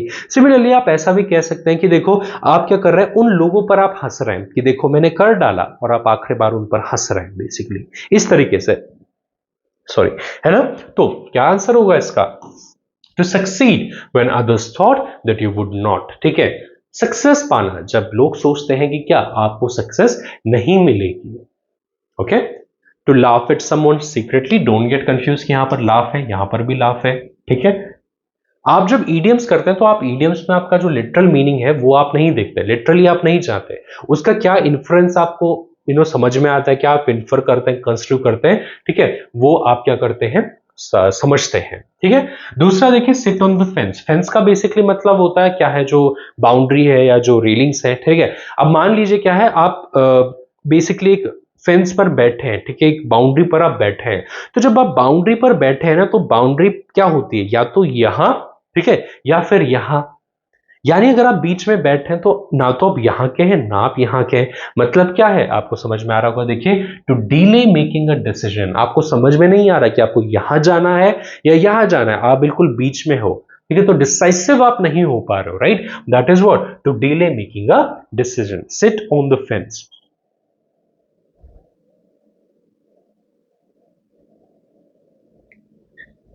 ठीक है, नेक्स्ट हम देखेंगे हमारा हम कर चुके हैं हमारे इडियम्स एंड फ्रेजेस फिनिश। अब हम आते हैं किस पर, सेंटेंस रीअरेंजमेंट्स पर। देखिए सेंटेंस रीअरेंजमेंट ना बहुत ज्यादा आसान है, इतना आसान शायद ही आएगा, बहुत ज्यादा आसान है, ठीक है, बहुत ही ज्यादा आसान। देखो सबसे पहले गुड क्वालिटी, क्या हम यहां से अपना सेंटेंस स्टार्ट कर सकते हैं? गुड क्वालिटी कर सकते हैं, द राइट से कर सकते हैं, कर सकते हैं, टू द स्टैंडर्ड से कर सकते हैं, कर सकते हैं, एज अ फंडामेंटल से कर सकते हैं, कर सकते हैं, ठीक है। यहां पर मैं आपको वो बता रहा हूं कि ऐसे कौन से पार्ट्स ऑफ स्पीच होते हैं जिनसे हम अपना सेंटेंस नहीं शुरू कर सकते। तो यहां पर अगर हम देखें कि शुरुआत का बस अगर हम कुछ वर्ड्स देखें ना तो सबसे कर सकते हैं, लेकिन बाद में अगर आप देखेंगे तो बाद में आपको पता चलेगा नहीं है, ठीक है। तो हम कौन से पार्ट से जो है वो शुरू करेंगे। अब देखिए यूजुअली आप कोशिश करना कि आप स्टार्ट करना जो डेफिनेट आर्टिकल होगा आपका द, इससे जो क्या है आपका जो सेंटेंस है कई बार स्टार्ट हो, तो आप कोशिश भी करना कि आप इसी से शुरू करें। देखो the right to education act RTE mandates, जो क्या है आरटीई है ना, राइट टू एजुकेशन एक्ट है, वो मैंडेट क्या करता है, यानी क्या वो जरूरी बनाता है। इसके बाद आपको नाउन चाहिए ना कुछ, है ना, एक नाउन चाहिए, नाम चाहिए उस चीज का जो जिस चीज को मैंडेट बना रहा है, ठीक है। तो क्या यहां पर नाउन है, देखो यहां पर एज है, यहां पर टू है, यहां पर देखिए क्वालिटी हो गया, एक नाउन हो गया गुड क्वालिटी, है ना, गुड क्वालिटी यहां पर हो गया। सो मैंडेट्स व्हाट, ठीक है, सबसे पहले हमने लिख लिया आर, फिर हमने लिख लिया good quality elementary education conforming, तो पी हमने लिखा। अब कंफर्मिंग, कंफर्मिंग टू व्हाट, देखिए कंफर्मिंग जो है ना, कंफर्म करना, ठीक है, आप इसके साथ लगाते हैं टू, प्रपोजिशन टू, कॉन्फर्म मतलब मैच करना बेसिकली, ठीक है। So confirming to what, to the standards, ये देखिए प्रपोजिशन टू आ गया, to the standards and norms specified in the act, right, S और लास्ट में आपका बचा Q, as a fundamental right of all children, ठीक है। एक बार मैं पूरा सेंटेंस बोलूंगा, the right to education act RTE mandates what, good quality elementary education conforming to the standards and norms specified in the act as a fundamental right of all children. So RPSQ क्या हमारे पास है, आरपीएसक्यू है देखिए B वाला, ठीक है। तो देखिए ये हमारा यहां पर क्या हो गया, सेंटेंस हो गया। मतलब आप समझ लीजिए कि जो राइट टू एजुकेशन एक्ट है आरटी है, वो मैंडेट क्या करता है, वो मैंडेट करता है गुड क्वालिटी एलिमेंट्री एजुकेशन की, है ना।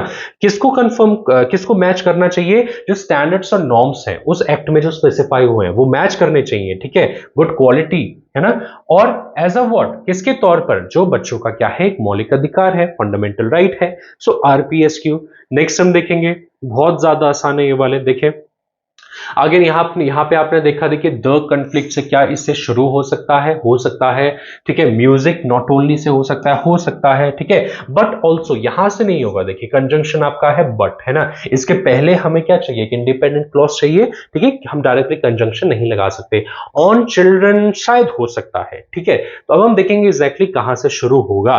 तो हम शुरू करते हैं यहां से, क्योंकि ऐसा लग रहा है जैसे म्यूजिक के बारे में बात हो रही है, तो हम कह रहे हैं music not only relieves the burden, burden on what, है ना। अब देखेंगे बर्डन के साथ एक प्रपोजिशन यूजुअली लगता है on, so burden on what, burden on children, burden on children and the young, ठीक है, कि जो म्यूजिक है, जो संगीत है, वो सिर्फ बच्चों, ठीक है, और जो यंगस्टर्स हैं उनसे सिर्फ बर्डन ही नहीं हटाता। देखिए अब लिखा है नॉट ओनली, नॉट ओनली के बाद हमेशा अगर आप नॉट ओनली लगा रहे हैं तो हमेशा उस सेंटेंस में बट ऑल्सो भी आना चाहिए, प्लीज आप ध्यान रखेंगे। अगर बट ऑल्सो नहीं आया तो जरूर कुछ प्रॉब्लम है, ठीक है। नॉट ओनली के साथ हम बट ऑल्सो लगाएंगे, नॉट ओनली, ऑल्सो नहीं, बट ऑल्सो, ठीक है। तो सिर्फ ऑल्सो नहीं बट ऑल्सो हम पूरा लगाएंगे। सो नॉट ओनली, है ना, so music not only release the burden on children and the young but also alleviates, alleviates का क्या मतलब होता है, देखिए एलिविएट्स का मतलब होता है मिटिगेट, ठीक है, या असुएज, किसी अनप्लेजेंट चीज को कम करना, मिटिगेट किसी जो इफेक्ट है उसको कम करना, एलिविएट यानी कम करना बेसिकली, ठीक है। फिर दूसरा क्या है आपका, but also alleviates the conflicts and disputes in their minds, और उनके माइंड में जो चल रही लड़ाई है, कॉन्फ्लिक्ट्स है, ठीक है, डिस्प्यूट्स है, ठीक है, जो कुछ इम्बैलेंसेस हैं उनको वो क्या करता है, कम करता है, ठीक है। तो देखिए music not only relieves the burden, कहां से स्टार्ट करेंगे, क्यू से, फिर on children and the young, but also S what alleviates the conflicts and disputes in their mind, P. तो आपका हो गया Q R S P, Q R S P, देखिए पहला वाला हमारा सही है ना। तो आंसर आपका होगा 32 ए वाला।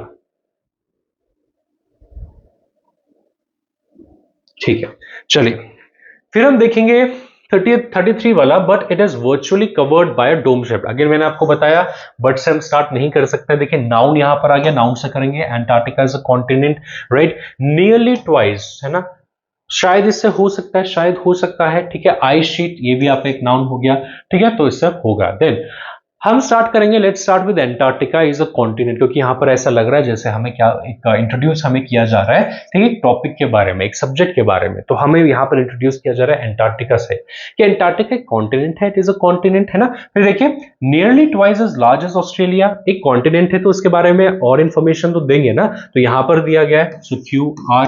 सो Antarctica is a continent nearly twice as large as Australia, है ना। तो जितना ऑस्ट्रेलिया बड़ा है उससे ज्यादा, उससे क्या है, दुगना क्या है हमारा एंटार्क्टिका कॉन्टिनेंट है। फिर क्या, बट, है ना, फिर बट टी it is virtually covered by dome shaped ice sheet nearly 2 miles thick. लेकिन उससे क्या है, जो आइस शीट से वो पूरा का पूरा क्या है, भरा है। अगर आप देखने में उसको क्या लगेगा कि वो डोम शेप क्या है, आइस शीट से वो पूरा भरा है 2 miles थिक तक, है ना। तो QRSP क्या आपको दिख रहा है, दिख रहा है नहीं, QRPC हो गया, QRPSQ, अच्छा ये है ना, हाँ ए वाला QRPS, ये आपका आंसर हो गया, ठीक है। चलिए नेक्स्ट हम देखेंगे द ग्लोबल इकोनॉमिक वेट। यहां से आर्टिकल से शुरुआत कर सकते हैं, ये यहां से नहीं करेंगे, दैट देयर वाज, ठीक है, दैट देयर वाज से आपका जो सेंटेंस है नहीं स्टार्ट होगा। अगेन कंजंक्शन एंड से आपका नहीं स्टार्ट हो सकता है। अगेन यहां पर द आर्टिकल है, यहां से शुरू हो सकता है, ठीक है। तो द ग्लोबल इकोनॉमिक से या द G20 से आप इसको क्या कर सकते हैं, स्टार्ट कर सकते हैं, ठीक है। हम स्टार्ट करेंगे यहां से, क्योंकि लग रहा है यहां पर हमें दिया जा रहा है इंफॉर्मेशन किसके बारे में, एस्टेब्लिशमेंट के बारे में ना, कि कब वो चीज एस्टेब्लिश हुई थी, है ना, ठीक है। So the G20 was formed in 1999 as a forum of finance ministers, right? And what, है ना, जो G20 हुआ था, जो 1999 फॉर्म में हुआ, वो किसका एक फोरम हुआ था, as a forum of what, ठीक है, फाइनेंस मिनिस्टर्स एंड CBG यानी central bank governors, in recognition of the fact, what fact, that, है ना, in recognition of the I am sorry मैं क्या पढ़ रहा हूँ, नहीं, हाँ, and central bank governors in recognition of the fact, ठीक है। फिर लास्ट में आपका क्या आ जाएगा, हाँ, फैक्ट दैट, यही आएगा ना, हाँ यही मैं पढ़ रहा था, साथ में लिखा, I got confuse, in recognition of the fact that, फिर उसके बाद आपका सबसे पहला आपका क्या रहा, एस, उसके बाद आपका रहा आर, और फिर आपका क्यू, है ना, that there was a major shift in what, in the global economic weight, P, SRQP है, हाँ है, ठीक है। डी आपका यहाँ पर करेक्ट आंसर रहा, ठीक है। तो ये यहाँ पर हो गया आपका ये वाला। फिर एक और देख लेते हैं, ये शायद आपका लास्ट है यहाँ पर, हाँ जी, देखिए aquaculture nation in the world, यहां से शुरू हो सकता है। इंडियाज प्रोडक्ट्स आर एक्सपोर्टेड, यहां से भी शुरू हो सकता है। Fish producing and the second largest, ठीक है, नहीं हो सकता है वैसे, लेकिन देखो बनाने के लिए आप कैसे भी सेंटेंस को बना सकते हो, ठीक है, शायद हो सकता है। India is the third largest, यहां से भी हो सकता है। हम यहां से लें, आपको जो इंट्रोडक्टरी सेंटेंस है ना, वो बहुत आराम से आपको पता लग जाएंगे, ठीक है। वो कुछ चीज इंट्रोड्यूस कर रहा होगा, ठीक है, डेट्स के बारे में कुछ बता रहा होगा, जनरल फैक्ट बता रहा होगा, सो आराम से आपको पता लग जाएगा। लेट्स स्टार्ट फ्रॉम योर, है ना, ऐसे। So India is the third largest what, third largest what, aquaculture nation in the world, यहां से हम कर सकते हैं, है ना, नहीं ये होगा फिश प्रोड्यूसिंग, सॉरी, हाँ फिश प्रोड्यूसिंग, ठीक है, हाँ जी, आर, है ना। India is the third largest fish producing and the second largest what, second largest aquaculture nation in the world, and India's products are exported to many nations, ठीक है। Alright, so India is the third largest fish producing and the second largest aquaculture nation in the world, and India's products are exported to many nations. तो क्या हम कह रहे हैं कि India जो है तीसरी बड़ी फिश प्रोड्यूसिंग क्या है, और सेकेंड लार्जेस्ट क्या है, एक्वाकल्चर नेशन है पूरे विश्व में, और इंडिया का जो प्रोडक्ट है वो पूरे विश्व में क्या होता है, वो बहुत सारे देशों में एक्सपोर्ट किया जाता है। सो SRPQ क्या हमारे पास है ए वाला अगेन SRPQ, ठीक है। तो ये रहे हमारे यहाँ पर सेंटेंस रीअरेंजमेंट के क्वेश्चंस भी। अब हम आ जाते हैं हमारे पार्ट्स ऑफ स्पीच वाले क्वेश्चन में, जहां पर आपको फाइंड आउट करना होता है parts of speech. Parts of speech find out करना कई बार मुश्किल हो सकता है, ठीक है, और कई बार आसान भी हो सकता है। इट डिपेंड्स कि कितने वो कॉम्प्लेक्स तरीके से आते हैं और किस टाइप के वो आते हैं, ठीक है।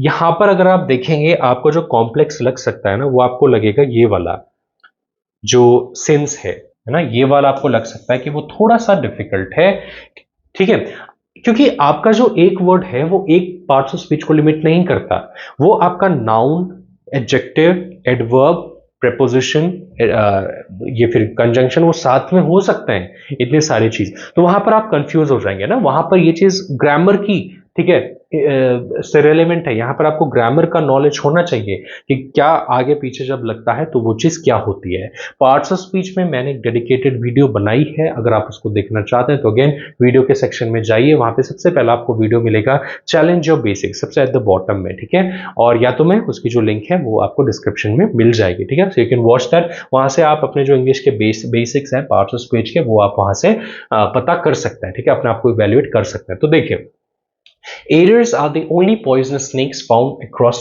Britain.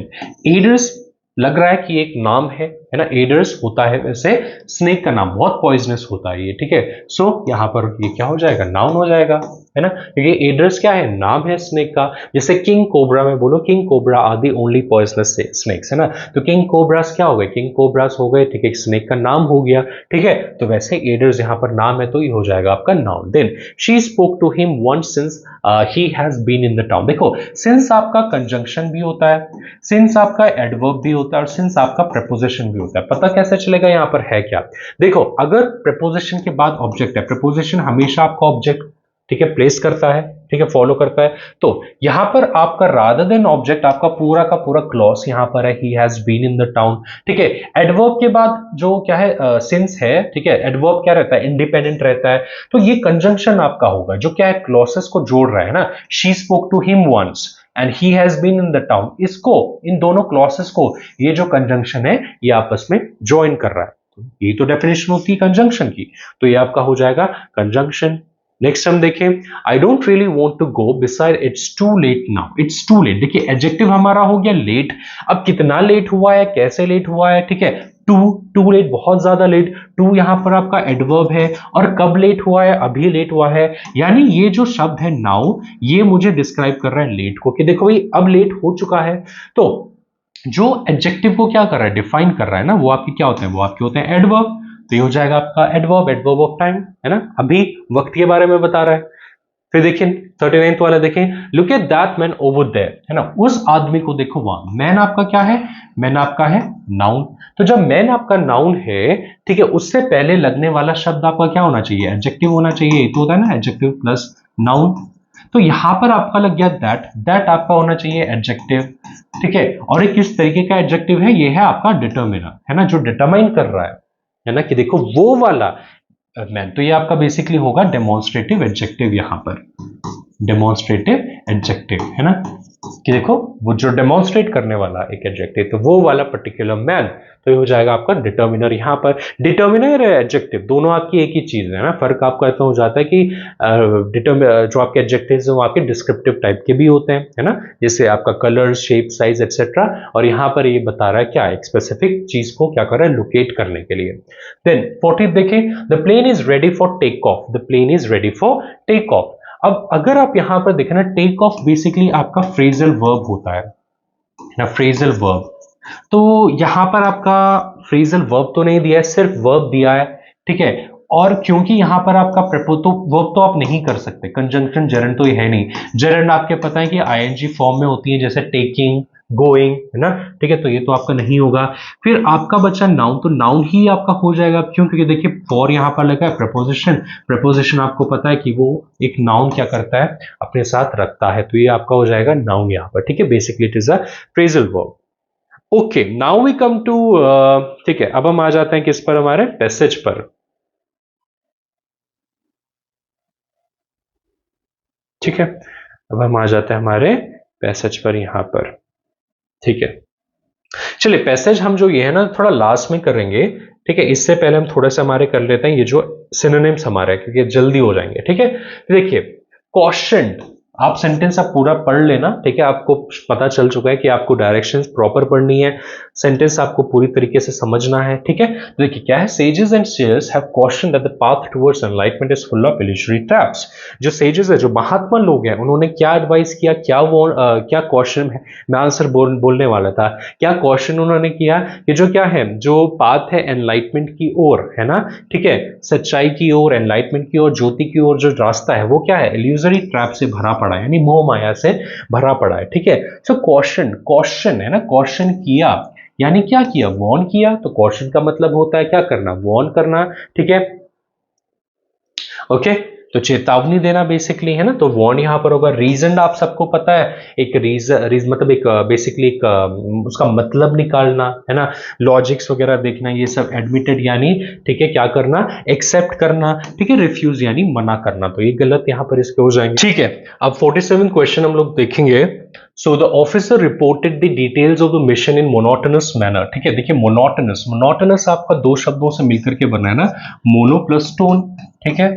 अब मोनो प्लस टोन, मोनो आप सभी जानते हैं इसका मतलब होता है वन, एक ही टोन में। मान लीजिए मैं बात कर रहा हूं, कैसे बात कर रहा हूं, एक ही टोन में मिलकर के, एक ही टोन में बात कर रहा हूं, जैसे रोबोट बात करता है, या आप कुछ कार्य कर रहे हैं, एक ही टोन में बात कर रहे हैं, तो क्या वो आपको इंटरेस्टिंग लगेगा, क्यूरियस लगेगा, ठीक है। क्या उसमें आपको एनर्जी मिलेगी, नहीं मिलेगी, यानी वो क्या होगा, डल होगा, ठीक है, यानी बहुत बोरिंग सा होगा, ठीक है। इसके सिनोनिम्स क्या हो सकते हैं, इसके सिनोनिम्स हो सकते हैं इससे मुंडेन, है ना, ठीक है, वैपिड, राइट, यानी कुछ ऐसी चीज जो क्या है, बहुत बोरिंग है, ठीक है, बनाल, ठीक है, ये क्या है, इसके सिनोनिम्स है, ठीक है। देन हैप्पी, खुशी, डिस्टर्ब, बिल्कुल अलग एक शब्द हो गया। एंथुसियास्टिक, एनर्जी से भरा हुआ, ठीक है, खुश। तो ये इसके शब्द क्या होंगे, ठीक है, ऑपोजिट हो जाएगा, ठीक है। आपको सिनोनिम ढूंढना है तो डल यहां पर इसका हो जाएगा, ठीक है। नेक्स्ट आप देखें 48, देखें एल्यूसिव, ठीक है। व्हाट इज एल्यूसिव, है ना। एल्यूसिव क्या होता है, देखिए एल्यूसिव क्या होता है, एल्यूसिव होगा क्या, एल्यूसिव होगा something that is difficult to achieve, है ना, या something that is difficult to achieve. मान लीजिए जैसे an elusive treasure on island, है ना, कि ऐसा ट्रेजर, एल्यूसिव ट्रेजर कहां पर, आइलैंड पर, यानी जिसे पाना बहुत मुश्किल है। तो एल्यूसिव का जो एक दूसरा मीनिंग हो जाएगा, इसका एक दूसरा मीनिंग होता है difficult to remember, difficult to remember, यानी जो याद बड़ी मुश्किल से रखा जाता है, ठीक है। तो डिफिकल्ट टू रिमेंबर, क्लियर इसका देखिए बिल्कुल ऑपोजिट हो जाएगा फिर, है ना। डिफिकल्ट टू रिमेंबर, जो चीज आपको ढंग से या क्लियरली याद नहीं रह रही, वो कैसे क्लियर हो सकती है। बैफलिंग आपका क्या मतलब है, बैफलिंग का मतलब होता है कंफ्यूजिंग। तो क्या ये इसका सिनोनिम नहीं होना चाहिए, है ना, होना चाहिए, ठीक है। बैफलिंग, कंफ्यूजिंग, बैफलिंग, कंफ्यूजिंग, यानी अगर एक ऐसी चीज है जो आपको याद रखने में मुश्किल हो रही है, तो वो हो सकता है कंफ्यूजिंग हो, है ना, तो it will be your correct यहां पर। तो बैफलिंग इसका यहां पर आंसर होगा, ठीक है। ऊपर वाले हम ऑप्शंस देखेंगे तो ऑप्शंस इसके क्या है, बाकी ऑप्शन है, ठीक है, यहां पर मैंने लिखा हुआ है, ठीक है। इंपॉर्टेंट, पैरामाउंट, है ना, इंपॉर्टेंट या वर्दी इसका मतलब होता है, आप सभी जानते हैं, the project is of a Paramount importance, आपने सुना होगा, ठीक है, मतलब वेरी मच, ठीक है। ट्रुथफुल यानी सत्यवादी, ठीक है, ट्रुथ से जो भरा हुआ है, ठीक है। नेक्स्ट हम देखेंगे 49, cleaning this mess is a mammoth task. What is mammoth, देखिए कई साल पहले आपके डायनासोर्स हुआ करते थे, वैसे ही एक एनिमल रहा करता था आपका कई साल पहले, जो हाथी जैसा दिखता था, जिसके बड़े बड़े टस्क होते थे, बड़े बड़े दांत होते थे, ठीक है, बिल्कुल हाथी जैसा ही दिखता था, बट बहुत विशाल होता था, वो कहला जाता है मैमथ। इस पर एक मूवी भी बेस्ड है 10,000 BC, है ना, वहां पर एक ट्राइब होती है मैमथ ट्राइब, और सॉरी मैमथ ट्राइब कह रहा हूं, मैमथ को हंट करने वाली एक ट्राइब होती है, ठीक है। तो मैमथ यानी काफी विशाल, तो इसका सिनोनिम होना चाहिए ह्यूज, बहुत बड़ा, है ना, ठीक है। क्विक, जल्दी, इजी, आसान, इंटेलिजेंट, ठीक है, भरा हुआ इंटेलेक्ट से, ठीक है, ये आप सभी जानते हैं। देन नेक्स्ट देखें, the police departments image was tarnished after the high profile murder case। तो जब एक हाई प्रोफाइल व्यक्ति का जब एक मर्डर हुआ, तो पुलिस की डिपार्टमेंट की इमेज कैसी हुई, टार्निश्ड हो गई, मतलब बेसिकली धब्बा लग गया, है ना, अफेक्टेड हो गई, धब्बा लगा। तो एनहांस, एनहांस तो बिल्कुल ऑपोजिट यहां पर मीन करेगा, एनहांस का मतलब होगा इंप्रूव, तो उनकी जो इमेज है वो तो डिग्रेड हुई है ना, ठीक है। रिस्टोर्ड यानी पहले जैसा, तो ये भी ऑपोजिट इसका मीनिंग होगा। असाइन तो एक डिफरेंट वर्ड है जिसका मतलब एलोकेट करना, ठीक है, तो ये भी एक अलग वर्ड है, यहां पर करेक्ट हो जाएगा क्या, टेंटेड, है ना, टेंटेड यानी अगेन, ठीक है, कोई दाग लगना, धब्बा लगना, ठीक है, कलर्ड होना, ठीक है, तो इसका ऑपोजिट रहेगा आपका टेंटेड। चलिए, तो यहाँ पे हमने ये जो 50 क्वेश्चंस हैं आपके, ठीक है, आपके अभी रीडिंग कॉम्प्रिहेंशन के क्वेश्चंस बचे हैं, तो यहाँ पे आपका जो इंग्लिश का सेक्शन है बेसिकली खत्म होता है। उसके बाद आपका दूसरा सेक्शन यहाँ पर स्टार्ट है। तो अब हम करेंगे हमारा जो रीडिंग कॉम्प्रिहेंशन के जो 5 क्वेश्चंस यहाँ पर हमारे बचे हैं, ठीक है। ओके, तो सबसे पहले आप क्या करिए, वीडियो को आप पॉज करिए, क्योंकि मैं, ठीक है, इसको समझाऊंगा, है ना। तो आप पहले खुद से आप इसको समझिए, उसके बाद आप रिज्यूम करिए, फिर जो कुछ मेन पॉइंट्स है वो मैं आपको यहां पर समझाऊंगा। तो देखिए, पैसेज किस बारे में था? पैसेज बारे में था ग्लोबलाइजेशन के, है ना।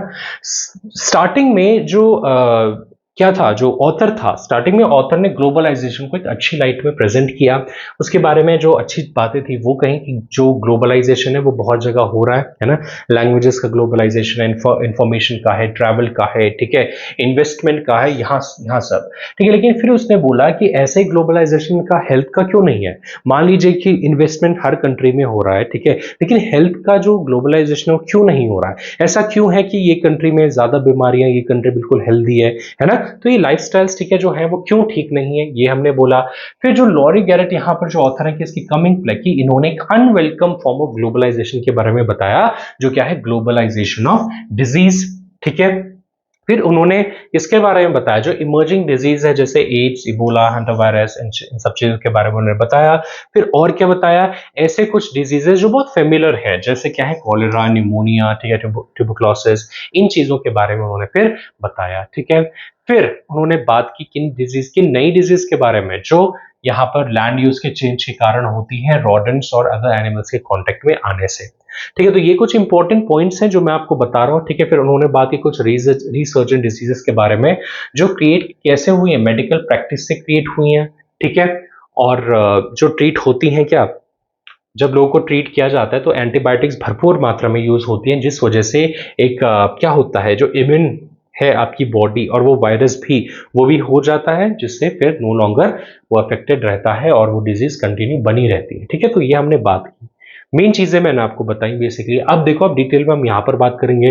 देखो, what according to the passage is the unwelcome form of globalisation. Passage के according unwelcome form of globalisation क्या था? बहुत ही ज्यादा आसान है। क्या था? देखो यहाँ पर बिल्कुल क्लियरली लिखा है ना, क्या है, describes an unwelcome form of globalization। देखिए कोलन मार्क्स भी यूज हुए, ग्लोबलाइजेशन ऑफ डिजीज।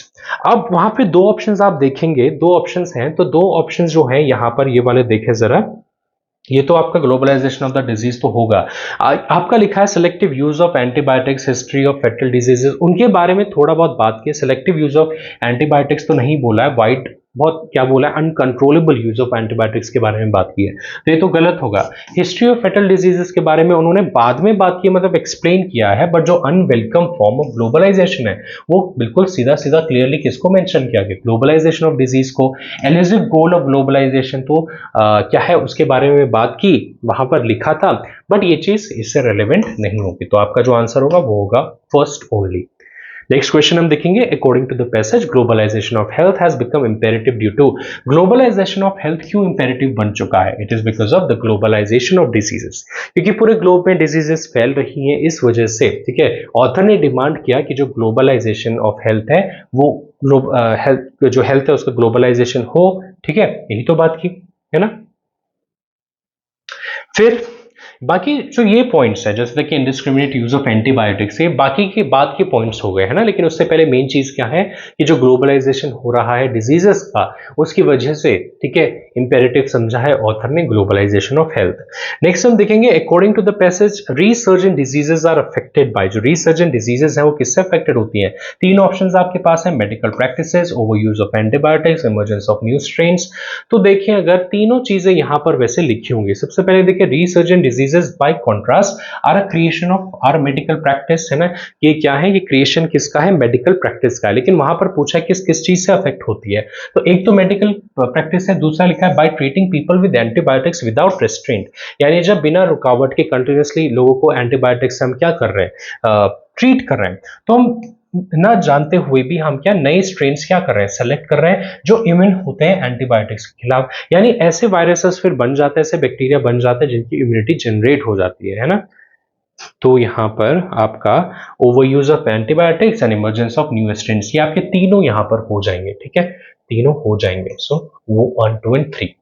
44 देखें, according to the passage many new diseases are emerging due to change in land use because humans are coming in contact with unfamiliar viruses. यही हमने देखा, ठीक है, बात हुई थी इसके बारे में। Then 45th, what is the meaning of the word epidemiology in the passage? So epidemiology is what? The scientific study of the spread and control of diseases। एक ऐसी स्टडी है ना, लॉजी मीन स्टडी, ठीक है, एक ऐसी study जहां पर बात होती है एक डिजीज के बारे में, एक बीमारी के बारे में, कि उस बीमारी को कैसे कंट्रोल किया जाए, उसको पढ़ा जाता है, क्या उसके कंट्रोल करने के वेज हैं, इन सब चीजों के बारे में, ठीक है।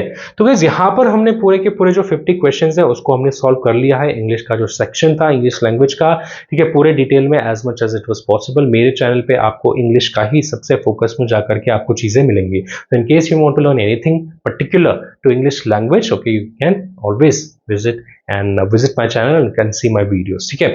So I hope ये वीडियो आपको पसंद आया होगा। In case you like the video, आप मुझे बताइए, अगर पहले आपके अगर कोई डाउट्स हैं किसी भी क्वेश्चन को लेकर के, तो आप कमेंट्स में अपने डाउट, अपने क्वेश्चंस पूछ सकते हैं, ठीक है।